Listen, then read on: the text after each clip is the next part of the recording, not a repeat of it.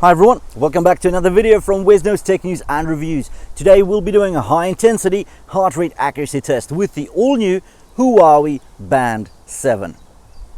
If you are new to Wesknows Tech News and Reviews, we talk about the latest tech news. We do brutally honest reviews and share hacks and tricks along the way.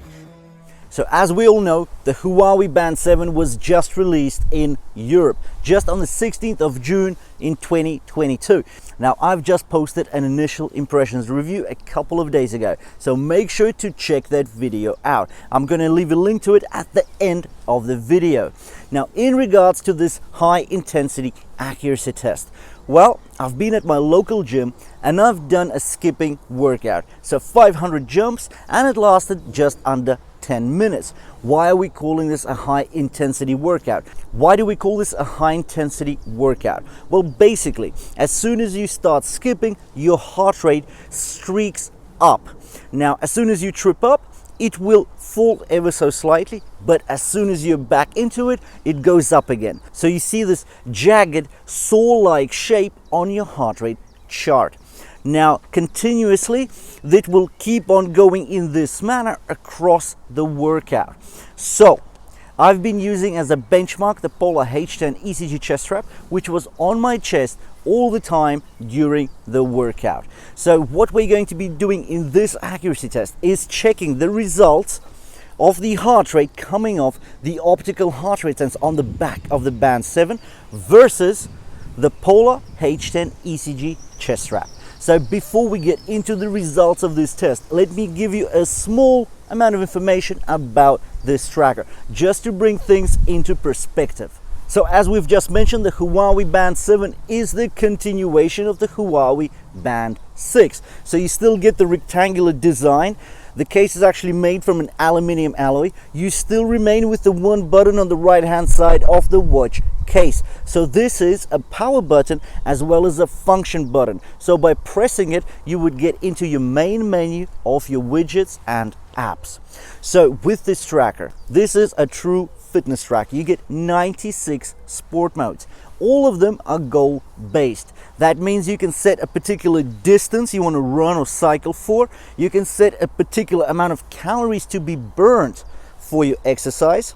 And you can set a time for which you want to do a particular sport mode. You also get 4 auto-recognized activities. So you're walking, you're running, your elliptical training, and rowing exercise.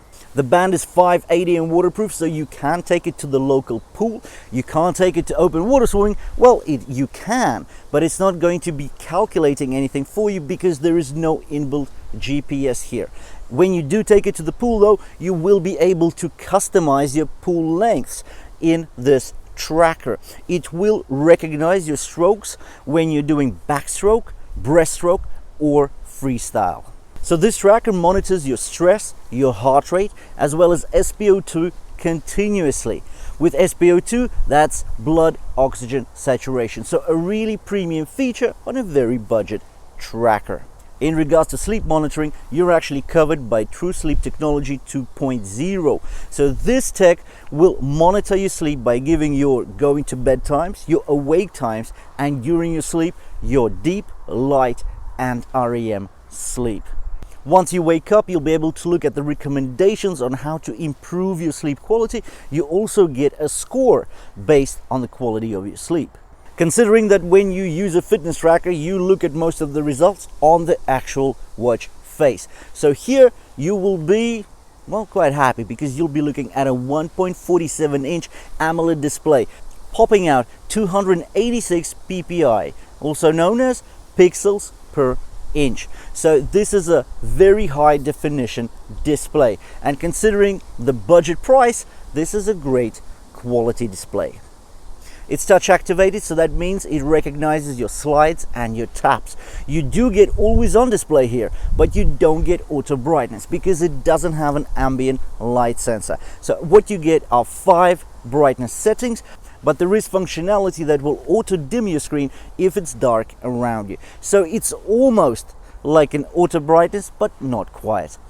Now, you do have hundreds of watch faces that you can download from the Huawei Health app onto this watch.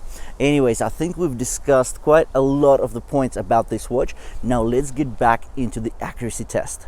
So first of all, we'll be looking at the results from the Polar H10 ECG chest strap. And we can see that the exercise did take us just over 8 minutes. We can see this jagged saw-like shape of the heart rate chart. And what we can see is that the average heart rate was measured at 135 beats per minute, while the max was 151 beats per minute. So let's take a look at what the HUAWEI Band 7 has come up with and how does it actually compare against the Polar H10 ECG chest strap. And so this is the result that we get from the HUAWEI Band 7 optical heart rate sensor on the back here. So what we see is an average heart rate measured at 139 beats per minute, while the max is measured at 157 beats per minute. So what does that mean? Well, it means that our average is overstated by 4 beats per minute, and that is around 3%, while the max is actually overstated by 6 beats per minute, and that's around 4%. Now, 3% variance on the average, 4% variance on the max. Is it a bad result? Well, no. I think this is an excellent result, considering this is only an entry-level fitness tracker or an entry-level smartwatch. You can call it either way because it got this button on the side and it does get the functionality so close to a smartwatch. Well, we know that the optical heart rate sensor on the back of the Band 7 actually uses Truseen 4.0 technology. So this is the optical heart rate sensor that was placed on the Huawei Watch Fit 1 as well as Huawei Watch GT2 as well as the GT2 Pro, so the previous flagship models. Now the Huawei Watch Fit 2 as well as the Huawei Watch GT3, they use Truseen 5.0 technology. That is way more accurate. And from the previous tests that we've done on the Fit 2, we can see that the average and the max are usually out between 1 to 2% from the Polar H10 ECG chest strap. But that watch, the Fit 2, is 3 times more expensive than the Huawei Band 7. The GT3 is about 4 times more expensive than this thing. So really, you would expect this. So you see slightly worse results, but you save a ton of dosh.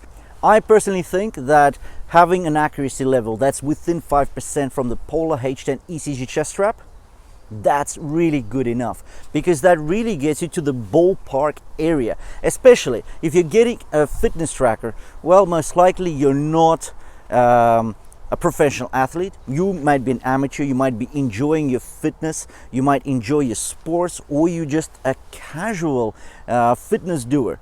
Well, in that case, this is more than sufficient. It provides you the accuracy that many premium smartwatches can't attain that level. So I think this is a great choice. The result is good enough for this price range.